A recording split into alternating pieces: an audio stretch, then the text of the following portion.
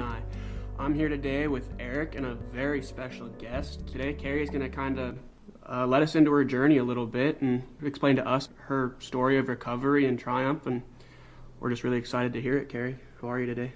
I am amazing. Amazing. Thank you for having me. Of course. So just to start, Carrie, if you wouldn't mind just kind of telling us a little bit about yourself, where you're from, what you do, all that good stuff. Alrighty.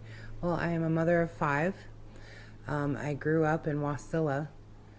That's where I went to school, grade school and high school. Kind of grew up in a pretty broken home. Parents were divorced when I was 12, and I had 2 younger brothers, and kind of took on the role of helping take care of my brothers when my mom worked, and that's kind of where I started my mishaps, because I had a lot of freedom. Yeah. Mom was never home, having the teenagers over for parties, and it kind of started there with the drinking and the smoking pot, and it didn't really seem like too much of a big deal until a few years later. I started getting in trouble with the law, was having a really hard time in school. I think the alcohol was the major problem right off the bat for me. And my mother allowed me to drink at home because she felt that having me home and keeping an eye on me would be better than me out running around getting in trouble. And back then, times were a little different than they are now, but that didn't work. Yeah. I still managed to get myself in a lot of trouble.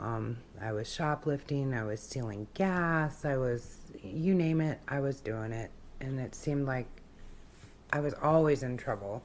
At all the parties, I was getting minor consumptions, and I swear they knew where I was every weekend.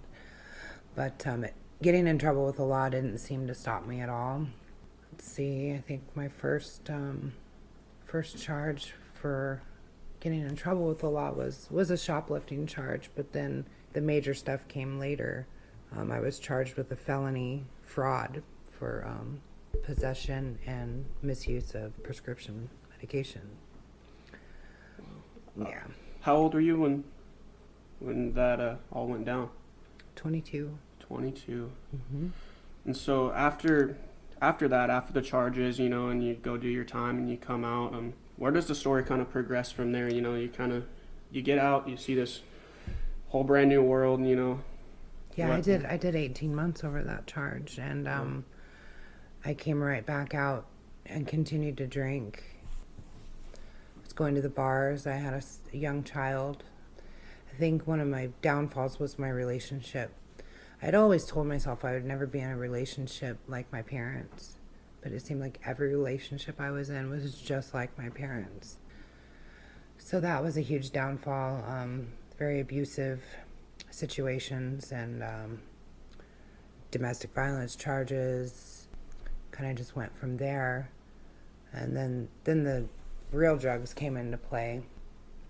I had done meth and cocaine for about 10 years, and always tried to take care of my kids the best I could. Thought I was doing okay, didn't think I had that big of a problem. Continued to, go in and out of jail. From that felony charge, I was on felony probation, so getting off that felony probation was like pulling teeth if you couldn't stay out of trouble and stay out of the system. So I've been in the system since I was 18, but I've been a felon since I was 23. Yeah. And when you say that you were doing your best to raise your children, when you were growing up, it sounds like you would use with your parents were using in close proximity to you, as well as there was some violence, you said, domestic violence, like in the home. So when you say that, when you go to raise your own children, what that means, that had to have been kind of confusing at times. Was that hard? It was very hard. Trying to decipher if I was doing the right thing by staying with these men.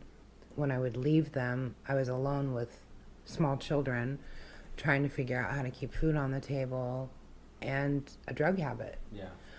I did things that were not legal, that were morally not right, things I'm not happy about and I can't change today. It was rough. You know, my mom always seemed to be involved in my life. She was always there to help me. She was always there to bail me out of jail. She was always there to let me stay with her with my children, and I always counted on that. Yeah. But it was a double-edged sword, because she was enabling me, and we were using together, and it was like I could just never get my feet on the ground. I didn't even know what that was. Right. I think it all came to a head. You know, my children, I have 5 children. My youngest was, I think, 6. And I had got a charge in Fairbanks for stealing a vehicle. And that's when, I mean, everything really spiraled down. I actually ran from the charges. I came all the way from Fairbanks. I didn't have my children at the time. Their dads were taking care of them because I was in and out of jail. And I ran from a warrant for over a year and a half. Wow. And continued to drink and use and just be completely devastated and miserable. Living on the streets, living in vehicles, dope house to dope house, trying to figure out what I needed to do. And in those situations when you're using, you know, you don't want to go turn yourself in. That's the last place I wanted to be, was in jail, I thought. And I went all the way to Homer, through Kenai, and down to Seward, trying to find work, but where could I work with a warrant? Stealing food, you know, just to get by. And finally, it was Halloween night, I think 2015. I was pretty intoxicated, but I had got to that point where I was just done. Mm-hmm. And we got pulled over for a taillight, and I said, take me to jail. I have a warrant. And they looked at me funny, and they're like, who tells us they have a warrant, you know? And I was done. I was just completely done. And that was hard, figuring out how much jail time I was going to do. The wreckage was absolutely insane. You know, my kids were all over the place with their dads. I had all these charges with the law. And then my medical problems, I had developed a seizure disorder from all my drug use. Mm-hmm. And that, for about a year and a half, that went on, and I finally got it under control. But so I did some jail time, did a treatment program while I was in jail. I don't think I was in jail long enough that time, because... Sorry to interrupt, but I'm thinking you get pulled over, you're kind of at, you know, you're at your end, you're like, I'm done, take me to jail. Is there a time when you're sitting in jail and you're like, dang, I wish I might not have done that? Or are you like completely done at this point? I was You're actually like, kind of thinking the same thing. Like, you're like, what? You know what, I'm done, I'm good. Like, or are you like sitting in jail, a few weeks go by, you know, you're probably sick, you're tired, and I mean, are you second guessing that? Well, sometimes, yeah. Sure, you know, it is sure. not a fun place to be, Sure. Especially when you're really trying to get the help you need. It's a waiting game.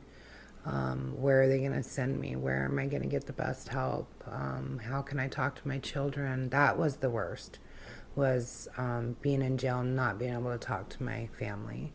The jails have a system on the phone where you have to pay, and you cannot make calls or get calls unless you pay the securest thing. So that was the most devastating thing, was not being able to talk to my kids. So I wrote a lot of letters. Second guessed myself, yeah, a little bit, but I knew I had gone so far down. I knew at that point I probably wouldn't be alive if I wasn't in jail. It had gotten so bad. And like I was going to say earlier, I wasn't there long enough. They had released me and let me out on probation because of my medical issues.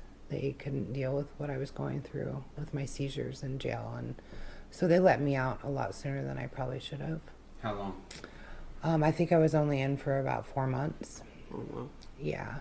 So it was long enough for me to get clean and sober and kind of figure out what I needed to do, but not long enough to be just let out and say, oh, here you go. Right. And I didn't have anywhere to go. I didn't know what to do. So basically, I was let back out in the same situation with the same man, homeless, going, okay, now what? Now I have to go do treatment and stay on felony probation and stay out of trouble. And how do you stay out of trouble when you're on the streets with people that are using and you don't really have anything? So I faltered back and forth. I always went straight back to using alcohol. Alcohol was my go-to every time. And I drank for a while, and then I went to treatment, an outpatient treatment for a little while, and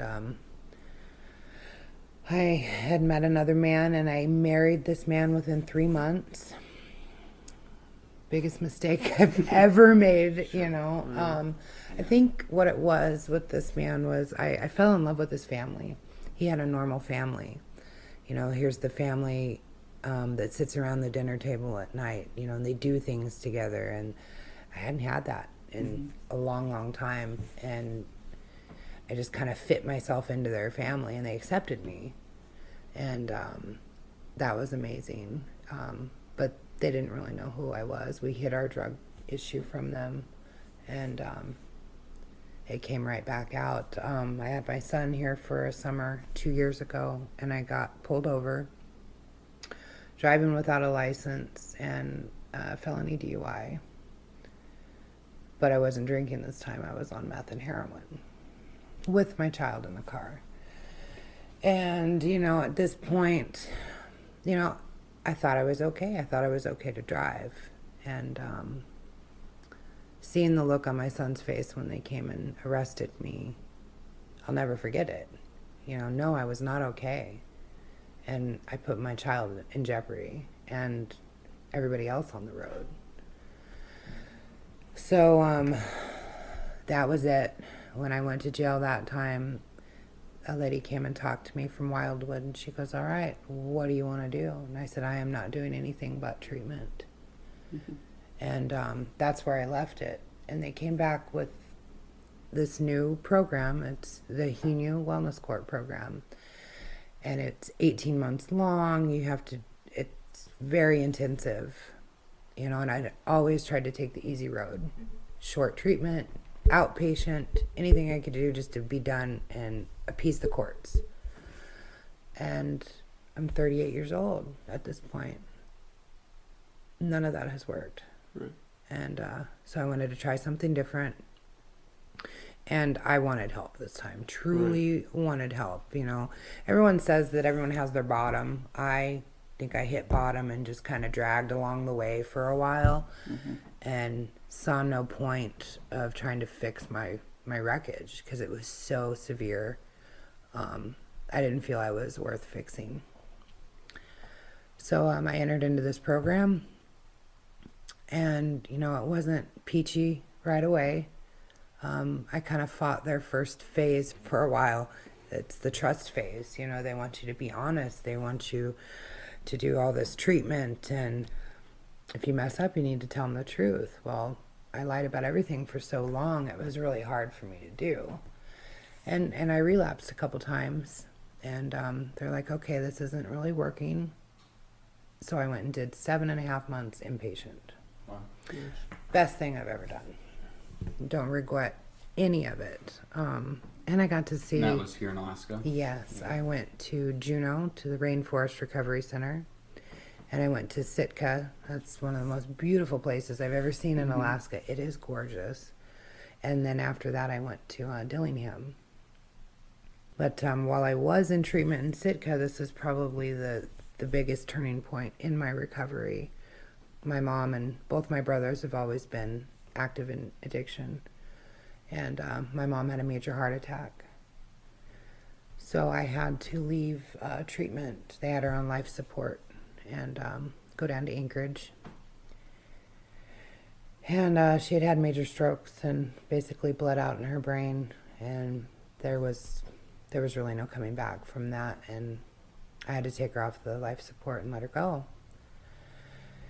And I made it through not using, not drinking.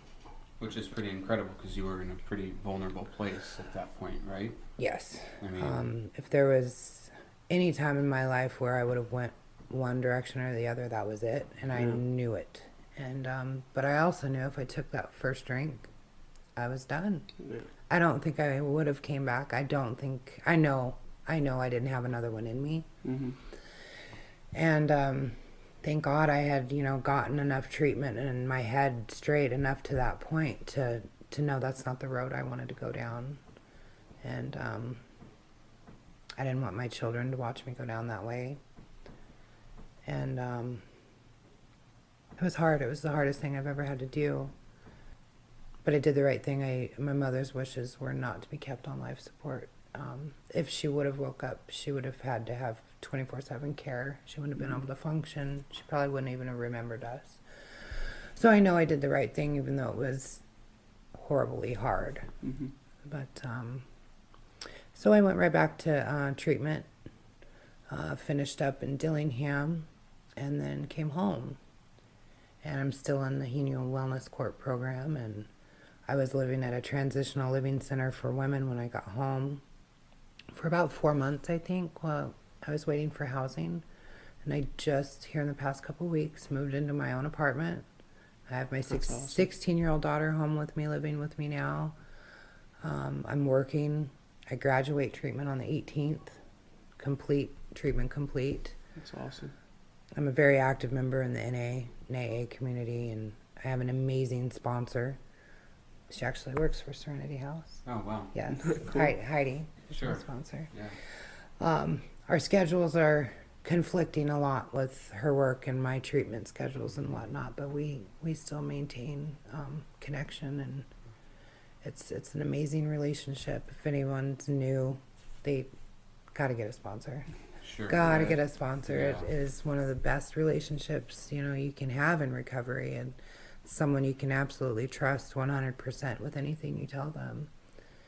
And And I understand you just recently celebrated 1 year of sobriety. Is that yes, right? Wow. the Congrats. Awesome. 21st, I celebrated 1 year. Yeah. Wow. Finally. Congrats. And like you said before, that's something, in your darkest days you would have never imagined happening. Oh, It never. would even be impossible. Never. I was a 90-dayer. Yeah. I could make it 90 days, and then it was too much. I'd go drink, or I'd go smoke Mhm. pot, or I'd do something. It just Right. didn't seem like I could handle sober life. But all the people that I have met in recovery, they're my people now, Yeah. and it's like where I just moved into my apartment, there's drugs there, there's Mhm. people drinking there, and a year or two ago I would have wanted to hang out with those people. Right. Now I don't. It's not appealing to me, and it's not that they're bad people, it's just they're not where I'm at today. Right. Yeah. So that's really nice. And I have a lot of people that come over that are in recovery, and we have birthday parties, and we're starting game nights at my house, and Yeah, that's awesome. we just really try and stay connected. Mhm. And I go to 4 or 5 meetings a week. I've already had a couple people ask me to be their sponsor, but I'm not there yet. Right. But it's amazing that the shoe's kind of on the other foot now. Mhm. Having people look at me and go, "Wow, she's got something that we want," and that was me 2 years ago. Right. So it's been an amazing journey. Some things I would love to go back and change, but Yeah. can't do it. All I can do is learn from them and go on and be a voice for other people. When you say that because this is not an uncommon thing that I've been hearing as of late, is that the recovery community on the in Kenai, Soldotna area is incredible, and something I think you said, unlike anything you've ever really encountered. You've kind of lived all over. You had said, if people are out there that have entered recovery or are looking to try to do so, how do they, and they're in the Kenai area, how do they start? That's got to be kind of overwhelming, right? At times, kind of getting into that meeting, getting into a resource, that first step is hard. It is, and when you want help, who do you call? What do you do? There are places and people that you can call. There's online. You can go onto the NA907.org. website, and it will give you meeting times and places. There's phone numbers on there for helplines to actually talk to a person and get some information, because it's really hard to just walk into a meeting by yourself. Yeah. But there are so many of us out there that are more than willing to take these people to a meeting, you know, because once you get into the room and just listen, it's like nothing I've ever been a part of. You know, you can say no wrong, you can do no wrong in there. The people in this program love you until you can love yourself unconditionally. And that's what we need in early recovery is, you know, people to hold us up until we can kind of start flying on our own. And the PCHS building in Kenai is another huge resource for people that are early into recovery. They can point you in the right direction, help you with assessments, clothing, all sorts of things. Yeah, the Kenai Peninsula is amazing for recovery. I've never been a part of something this big. And the community, we do all sorts of things together. We do barbecues and fundraisers and color runs, and just we've got a campvention coming up, and you know, you get involved in service work, and it gives your life meaning. You feel like you're giving back to your community, and you're learning a new way to live. And it's something I'm going to keep doing. Yeah. So one of the things that you talked about was that you're a 90-dayer, that you had been a 90-dayer. And that's kind of something that I've thought about before, is that, like, you hear a lot of people, you know, can do 30 or 60 or 90. What is it about, you know, an amount of time that it just, like, is it that, like, you kind of get over that, you know, that crisis stage, and then you just have to live life, and maybe you don't have a ton of tools, and maybe it's hard, as well as that, like, that urge to use, like, does it just become too overwhelming? And if it does, how did you make it past? What's different? What was different this time, or some of the other times when you've really, especially this time, you know, those overwhelming things that make it to where it's done, you know, that recovery is kind of on hold. What changes? What did you do? Because I've heard that before, you know, just life is just like, man, this is hard. It's very common. Yeah. In early recovery. For me, I had to fall on my face a few times and go, okay, what am I doing wrong? I wasn't using the tools. You know, I'd get 60 or 90 days under my belt, I'd feel better. I didn't think I had to go to all these meetings anymore, and I would just start slipping back into my old patterns and thought I was okay, thought I could do it on my own. And that is just not the case. When you start feeling like that, that's when you need to keep going to the meetings. That's when you need to reach out and call someone, because you're already in a relapse at that point. I had to learn that the hard way, but I had a really hard time calling people. You know, we have phone lists, we have people to call, and they're there for a reason. And I've never called anybody that didn't have time for me. Now, you know, I have no problem calling my friends in recovery. So you say kind of when you feel like you don't need to go to the meetings, that's kind of when you do need to go. That reminds me, maybe a little less, you know, not as intense, but this guy was telling me that I'm friends with you, was like, oh man, you really need to do some meditating. And I was like, okay. And so I did like some 5 minutes a day for a while, and then he goes, oh, you still meditating? And I go, oh dude, I don't have time for that anymore. And he goes, that's when you have, like, when you think you don't have time, that's when you need to take even more time. So not on kind of not the same exact thing, but kind of like sometimes when you're like, oh, I don't need that anymore, is when you kind of need it the most. But that can be confusing. Yeah. Like, I'm kind of get confused by that. I'm like, dude, but I don't. And he's like, but you do, you know. And that's like on the community, on the recovery aspect, it's like that's when you really need to. So would you recommend maybe, like, you know, because that can be confusing. You know, you hear a lot about like that kind of, you're your own worst enemy at times. You're like, oh, I don't really need to go. And then sometimes you need kind of that external voice, those people around you. Like, is early on kind of investing in a sponsor, investing in connections, and investing in people that will hold you accountable, like, getting those tools, getting those people who, when you are kind of your own worst enemy or kind of your own worst advice, are there to give you some like solid advice? And like, how do you get plugged into that early? Well, when you first come into the NA meetings, they give you phone lists. You know, you try to get connected with people. Try to get connected with people that have a little bit of time, that can give you the advice you're going to need. Sometimes it's not always what you want to hear, but it's what we need to hear. Yeah. And getting a sponsor pretty early is a good thing. Sometimes it takes a minute for you to connect with someone or see who might be a good fit for you. But even if it takes you a few to get a sponsor, call the people on those lists. You know, stay connected. Do the activities that are going on with that group of people, and that helps. That helped me in early recovery, because doing that transition of your old friends that you used to use with, and then transitioning into this group of people that do all these things without drugs and alcohol, is a touchy subject for people. You know, I didn't like going fishing without drinking. I didn't like doing much without drinking. Yeah. But nothing seemed to be fun. Nothing seemed to be enjoyable. Now I do all these amazing things and with no thoughts of drinking.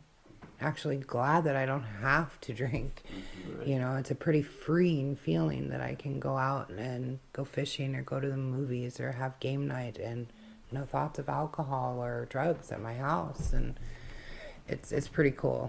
Yeah, we were talking to a woman yesterday, and she said that very similar thing. She goes, I went camping, I forget exactly what event it was, but she had went camping with her family, and she said for the first time, like, she sat around the fire, and then, like, looking back after camping a couple days later, she looked back on having gone camping. She thought, wow, like, for the first time I had, like, sat around the fire, and I thought, and I did not think, you know what would be go good with this?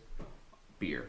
Like, for the first time, that was not a thought, and she was, like, super happy about it, and that does sound incredibly freeing. It is very freeing. I was the type of alcoholic that had to get up and drink before I even woke my kids up for school. It was a huge crutch. I think alcohol DTs are some of the worst things that you can really go through. I mean, you can die. Yeah. And I was very close to that many times. And I don't have to worry about that anymore. You know, they say the desire leaves you. It takes a little bit, but it does start to leave you. Because I'm living proof of that. I don't want to drink anymore. I just don't. You know, my kids ask me, well, are you going to smoke pot when you're done? And it didn't even cross my mind the other day. And I just said no, you know, because I had always saved a reservation because weed's legal. And I'm like, you know, it's a mind-altering substance. And to me, I don't need it. And to me, it's a gateway drug. I start smoking pot, I'm going to be drinking. If I'm drinking, I'm doing heroin. Right. You know, and it's just not something I'm going to risk. For sure. You know, other people can handle it. You know, like my neighbor, he drinks, but he's not one of those obnoxious people that yells and screams at his wife and causes problems or whatnot. You know, it's just like my kids. Well, can't you have just one? No, I'm the type of person that cannot just have one. Some people can come home and have a beer after work. I can't, you know, and that's okay. There are so many more things in my life today that I replace with that. You know, I don't have to drink to be happy. I don't have to drink when I'm sad. You know, I can feel my emotions and not be a train wreck. Yeah. You know, which takes a minute. But I have come a long way.